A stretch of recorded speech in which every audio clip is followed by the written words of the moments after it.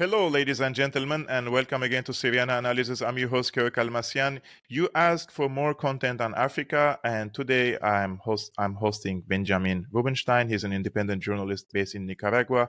He's posting also on Africa and different geopolitical conflicts on social media platforms, especially on Twitter and TikTok. He's also doing short videos, which in nowadays daily life, it's very impactful, I believe, on the current war of arguments in the online sphere. So, Benjamin, thank you very much for being my guest. It's a pleasure to have you on Syriana Analysis. And let's discuss today more what's happening in Africa. Yeah, absolutely. Thanks for having me, Kavork. Anyone who wants to follow me, the best place to find my work is Twitter, or X as it goes by these days. My tag is Ben F. Rubinstein. That's Rubinstein. Great. Actually, I will put the link of your Twitter account in the description below and also your TikTok. Anyway, guys, please go and follow him. We need also to uplift the voices of independent journalists who are bringing a brilliant job. But today, since lots of developments happening again in Africa, I believe this is going to be the next regional, probably proxy war in Africa if things continue the way it is. But if we go back a little bit, one step back, in September 2022, a coup d'etat took place in Burkina Faso, removing interim President Paul Henry Sandaogo Damiba over his inability to deal with the country's Islamist terrorism. Captain Ibrahim Traore took over as interim leader. And then in July 2023, a coup d'etat occurred in Niger, in which the country's presidential guard detained President Mohamed Bazoum and President Guard Commander General Abdurrahmani Chiani proclaimed himself as the leader of a new military junta who stopped the export of uranium and gold to France and the United States. In your opinion, are these organic coup d'etats happening in Africa or in the Sahel area? Or are they supported by outside forces in the context of the current struggle of power between Russia and China on one hand and the United States and the collective West on the other hand? Well, I definitely think that they are organic. There is a popular sentiment against particularly France and West Africa, due to basically their control of the natural resources and the forcing of the French currency, the franc, which France hardly actually uses themselves, upon these countries. That being said, I think the geopolitical situation is such that when, a government gets overthrown, whoever is doing the overthrowing, as it were, has to and does take into consideration the geopolitical circumstances. So I don't think Russia is whispering in Chichani's ear, hey, go overthrow this guy. But I do think that Chichani and the people who he was working with and is working with knew that or considered the possibility that them doing what they did wouldn't end up sort of like Libya. Yeah. Actually, since you mentioned the currency, the franc, yesterday I spoke about this a little bit on my channel, and there are people, I would say Africans, some Europeans, they say that these countries are having this unified currency, the franc, is actually stabilizing their economies and stabilizing the conversion rates. So actually, it's in the interest of the African countries that they are dealing with the franc and not national currencies. What would you say about that? Well, I think it's, it may feel that way, and that may have some material reality to it. That being said, my counter argument to anyone who says that is, would the same, if not better, result happen if West Africa had its own currency, like the euro, instead of propping up the entire nation of France with your labor? You could, more so prop up your own countries with your labor if you had your own sovereign currency. Yeah, actually, because the GDP of these countries, the 14 countries that are dealing with the franc, is over $100 billion per year, according to the numbers in 2021. I don't have it's over $103 billion GDP, and those are 194 million people they're dealing with franc. It's like more than the French people actually Yeah. in their own countries. Isn't that crazy?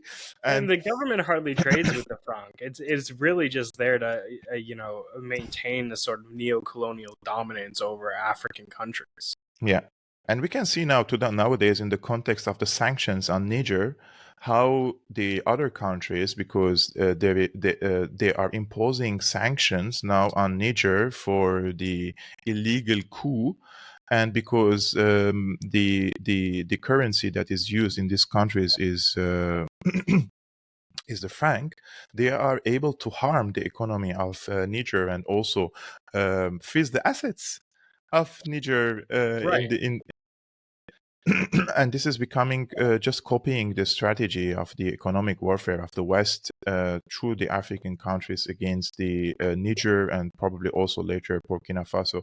But speaking of the wealth of these countries, and we have two important wealth that these countries have, and they are uranium and gold. And my question would be, was the existing deal between Niger and France a consensual one and there is mutual benefit between them?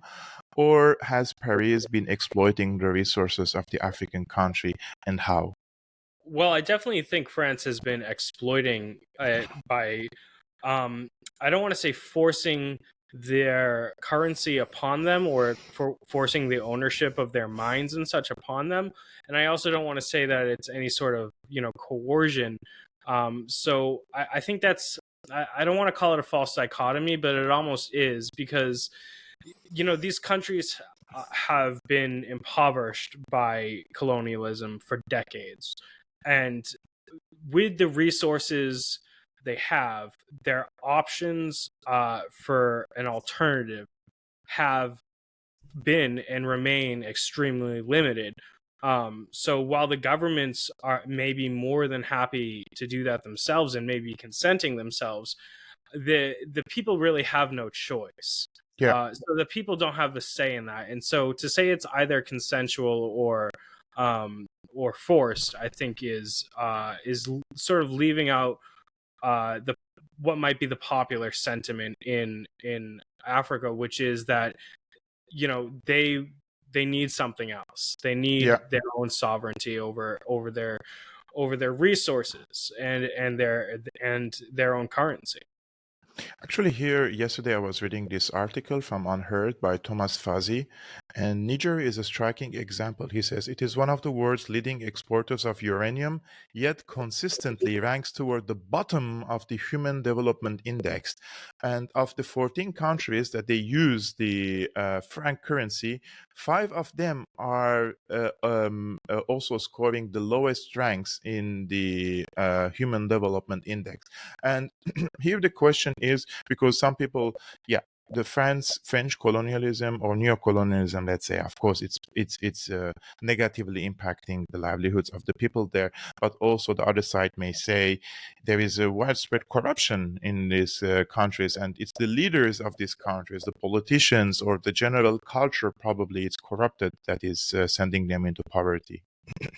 Well, I mean, there is corruption, but look who's doing the corrupting. It seems to be people who are backed by France and the United States. I mean, Bola Tinubu, the president of Nigeria and the chairman of Ecowas, is a classic example. He has been embroiled in many corruption controversies, and it's also an established fact that he was laundering money for heroin dealers in the United States before he Hmm. became involved in Nigerian politics.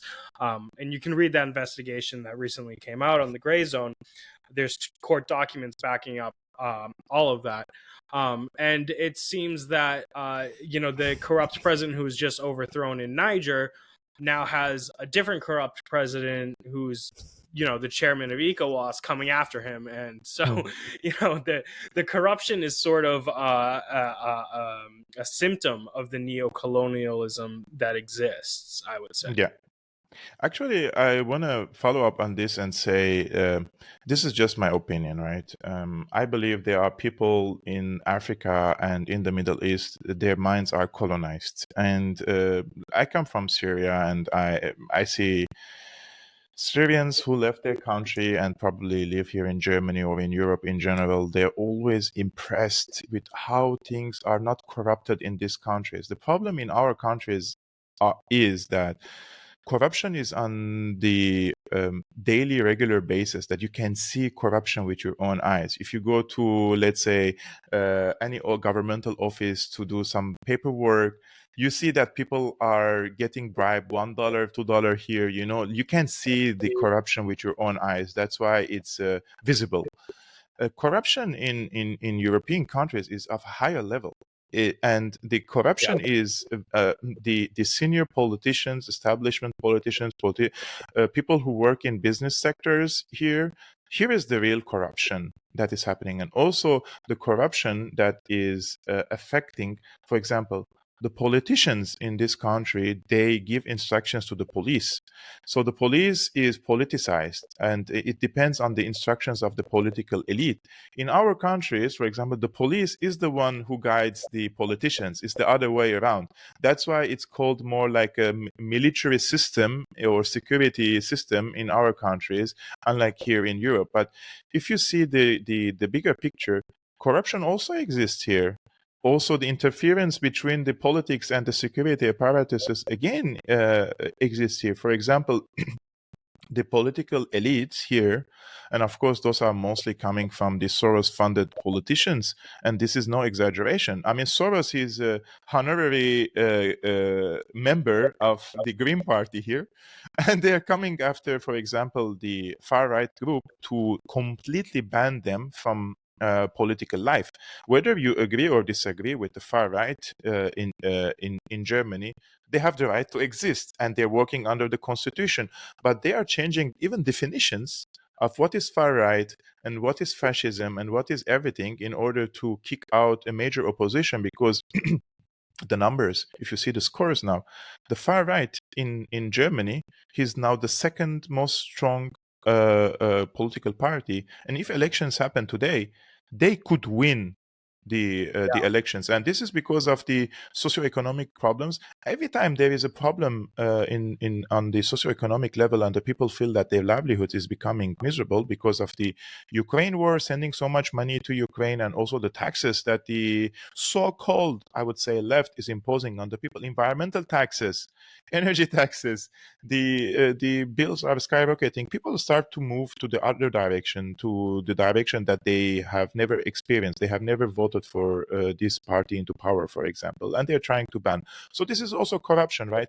Everywhere there is corruption, but blaming only corruption for the misery of the people in Africa or the Middle East, in my opinion, is disingenuous. This is just my Right. opinion about it. Absolutely. I hear, people who are against the government online when they say, "Oh, Nicaragua is so corrupt. Nicaragua is so corrupt," and I always think, Nicaragua. I mean, Nicaragua is a socialist country, right? It's a very poor country, but corruption exists everywhere in the world. The United States, in my opinion, is the most corrupt country in the world. There is, they've legalized corruption. Literally, it's called lobbying. Yeah. And you were mentioning how these Soros-backed people are trying to remove the right-wing party from German elections. The same thing happens in the U.S. when they get the Green Party removed from ballots before an election. So it's just it's interesting, and it strikes me as perhaps a little racist that people try to focus on the corruption in poorer countries, when the countries who actually decide geopolitics are most of the time the most corrupt countries of them all. Yes. Imagine the biggest funder of the American advertisements on TV is the pharmaceutical industry. Right. It's been two In the years. middle of They're a pandemic, of in the course. middle of the pandemic. If this is not corruption, then what is it? It's Yeah. crazy how they give the impression that this is not this is just lobbying, and entrepreneurship, or what do they call Bill Gates? He's he has a goodwill, he's the Right, his interest of the charity, people in his his charity, his which charity is work. definitely not used to launder money in any way. No, no, no, no. But That would ever happen. since you mentioned the ECOWAS, after the coup, ECOWAS sided with the removed leadership in Niger, threatening the military, threatening with military invasion. Actually, can you explain to those who do not know what ECOWAS is and which African countries sided with the coup government in Niger and which ones were against it and why? Yeah, so ECOWAS is the basically a union, economic union of West African states. It includes 15 states: Benin, Burkina Faso, Cabo Verde, Cote d'Ivoire, the Gambia, Ghana, Guinea, Guinea-Bissau, Liberia, Mali, Niger, Nigeria, Senegal, Sierra Leone, and Togo. And so there has been, as you mentioned, as we talked about before, Burkina Faso, Mali have both had sort of Pan-Africanist military junta come into play. There's also a military junta in Chad.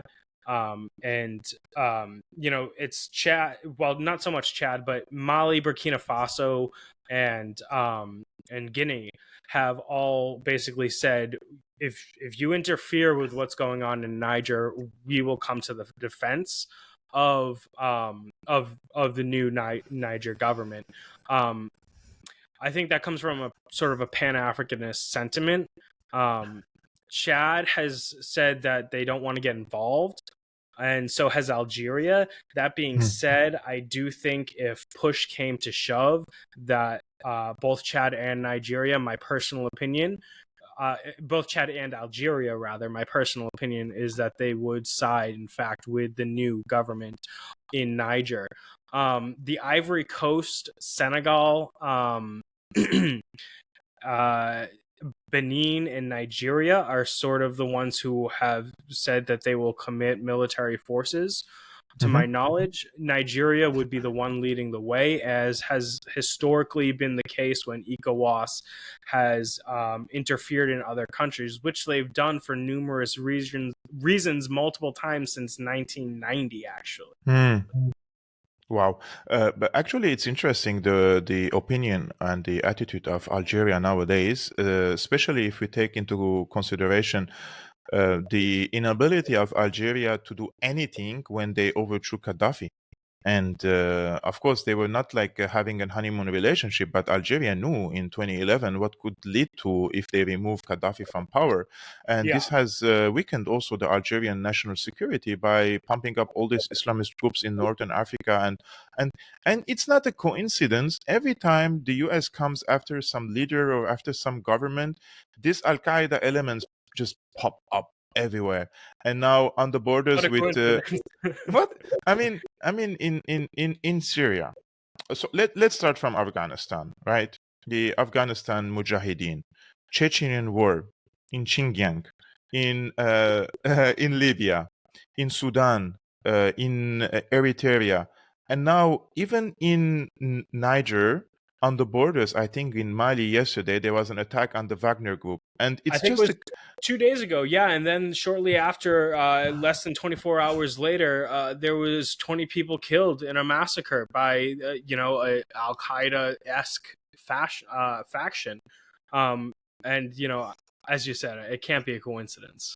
Yeah, Professor Mikhail Hudson says Al Qaeda is a contract army for the CIA. It's like Yeah, they're just Wagner Group, but the equivalent for the Americans. And we've seen them firsthand in Syria. I mean, well, who were what's crazy? I've seen, I've been tracking the dialogue around all of this online, and I've started to see a lot of pro-Ukrainian accounts talk about how Wagner are the terrorists and Al Qaeda are just fighters now, right? And originally that came from like an AI account based out of Israel that just like regurgitates news. But then, as a result of that, you started having these pro-Ukrainians talk about Wagner are the terrorists, and they're just going after Al Qaeda fighters, and Wagner are worse than Al Qaeda. And I think that just kind of goes to show the level of propaganda that we're fighting against. You're mentioning this account called Terror Alarm, right? It's on Yeah, Twitter, and they call the Wagner terrorists, and Al Qaeda called them fighters. This is yeah. what they did, and I'm just trying to find this tweet right now. But they tweet like every few seconds, so it will take a little bit of time. But before that, it's like, how do you see the role of the Wagner group? Since we're speaking about it in Niger and Burkina Faso, will the Russian mercenary group gain momentum there because of these recent developments? Well, they don't, in Mali, they don't officially recognize that Wagner is there. They deny it. You can decide for yourself if that's actually true or not. The audience can.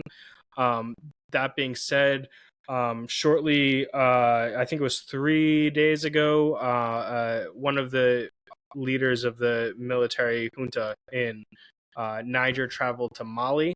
Um, and shortly after that, rumors came out that those people had that diplomat had effectively made some sort of Hmm. either verbal or written agreement with Wagner.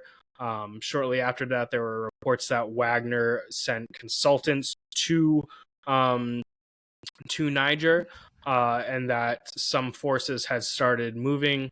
And like we had mentioned before, Wagner was confronted on the border of Niger and Mali. So I think it's absolutely the case that Wagner is in some capacity acting as the proxy of Russia. And Hmm. that is despite everything that happened, with the supposed coup attempt from Prigozhin in Russia. I think that was probably a pretty weird situation that is, we likely don't know the entire truth about just yet.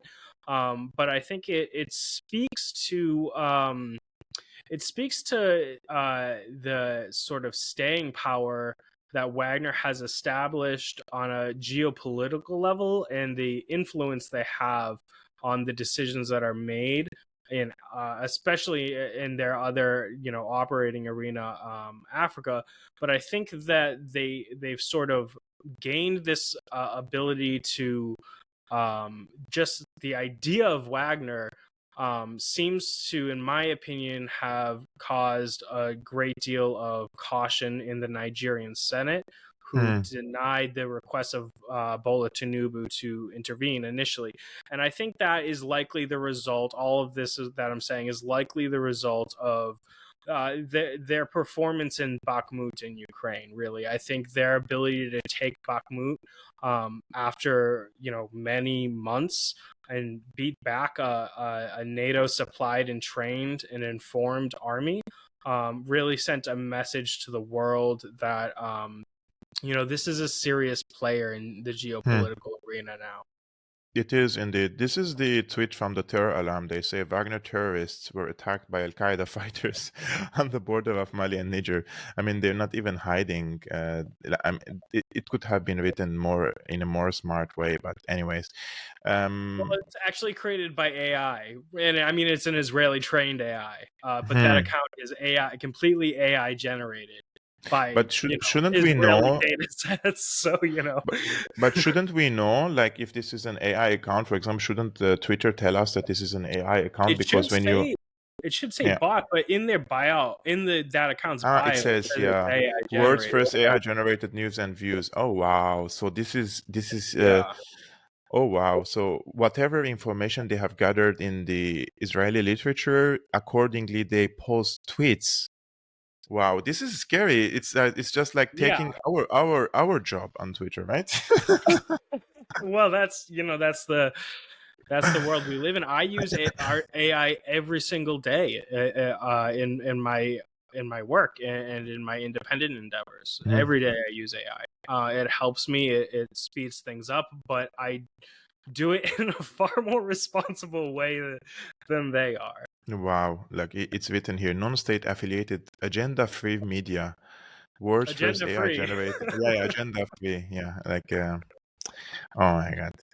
Well, of Um, course, it's based in Israel, so whoever's training this AI is almost definitely a Zionist affiliated with the security state, Yeah. because everyone with that level of technological ability is affiliated with the Zionist security state. Yeah, could be from the You know, cyber unit of the IDF. right? It could unit. What is it? 50501 or something. Yeah. Yeah, it could very likely be a Israeli intelligence operative inputting those data sets to Hmm. slant the results. Yeah. Um, so Benjamin, if I want to end up this conversation with you about Ibrahim Traore. Ibrahim Traore has gained lots of popularity on social media platforms. People were almost comparing him to some sort of a Rambo, right? There was so much, I would say, sensational tweets about him. What do you think of Ibrahim Traore? Is he a revolutionary leader like Thomas Sankara, or people are exaggerating online? well, I do think he is a self-described acolyte of Sankara. And he's got the all the classic makings of a revolutionary leader. He's young, he's smart. I imagine people consider him attractive. He's militant, um, and he seems to be well spoken. So I part of me thinks that it's a little too soon to tell if he's like the next Thomas Sankara. Part of me thinks that he's on that track, and another part of me thinks, gosh, I hope he's not the next Thomas Sankara, because as they say, the good die young, and Thomas Sankara was in power for a very short amount of time. So hopefully, Oh, yes. They killed him. he's better than Thomas Sankara as the years go on, as it were. Hmm. But I think he's definitely on the right track. And every time there's sort of been a litmus test for him, he's surpassed that litmus test. The most recent one being declaring military allegiance with Niger, Hmm. which I think says more than anything else that he could have done, despite changing the national language, despite nationalizing resources, despite everything else.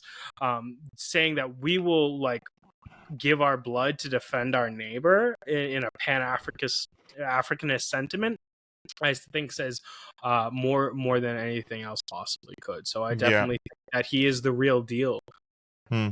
Do you And think it's in a world? interesting, nobody seems to question whether Burkina Faso would actually defend Niger. I don't question it because I believe it, and I think that most people do believe that, and I think that confidence in what he is saying and has committed to is a result of his established behavior. Yeah, and that makes the situation more dangerous. And we have seen this woman. What was her name? Nuland, Victoria Nuland. She rushed to Niger to threaten Jabba the them. Hutt. Oh my God! If I see this woman in my country, I know a shitstorm is coming to any Yeah. country. It's like a Oh man. pattern wherever Yeah. she goes. Well, just less than 24 hours later, after she left the country, there's now a sort of a counter-revolutionary rebel faction led by former members of the government, or current maybe, who have declared that they will, assist Ecowas in any way possible, and that's just less than 24 hours after Victoria Nuland left the country. So I Yeah. mean, it's exactly what you're saying. Coincidences. Do you think that in a world full of leaders like Sunaks, Trudeau's, and Scholz type of politicians, it's making Traore look more attractive in the eyes of the people? People are looking for this strong leader, strong masculine character that they can make a change because of there's so many politicians in the West now that they look so docile, right? And Yeah. do you think that the people are craving for such type of personalities as leaders? I think people are absolutely craving that, and I also think it's sort of a dangerous slope to have. I'm not saying that people shouldn't desire that and fight for that and want that, but I think our cravings, our eagerness to have this, gives us the tendency to fall into setting the bar a little too low. One Hmm. example of that I'll give is RFK Jr. Right? He's coming, or even Donald Trump. I mean, both of them try to come across as anti-establishment, but in reality, RFK Jr. is a rabid Zionist, and Trump assassinated Qasem Soleimani. Yeah. And so the bar is really low. That being said, I think the Burkinabe leader is not one of those RFK Donald Trump types. I think he is actually that guy, as it were. Yeah, I totally agree with you on RFK, Trump, and also the comparison you made with Ibrahim Traore. Benjamin Rubinstein, thank you very much for being my guest and for this great discussion. Guys, the Twitter account of Benjamin is in the description below. Go and also follow him there if you're on that platform, and also I will put his TikTok account as well. Thanks for having me, Kevork. This was fantastic. Thank you so much. It was great having you on my channel, and we will also follow up on different cases together, hopefully in the near future. The only problem that you're living in Nicaragua and the time difference is very big. Guys, we're recording this interview and it's 1 a.m. It's almost 2 a.m. now. Almost 2 a.m. So yeah. Thank you so much for your time, Of course, my friend. And thank you very much, guys, for watching and tuning in on Syriana Analysis and watching this video. If you're new, please subscribe and hit the like button and share this video with your friends. And if you want to support my independent work, there's so many means in the description below. And see you next time.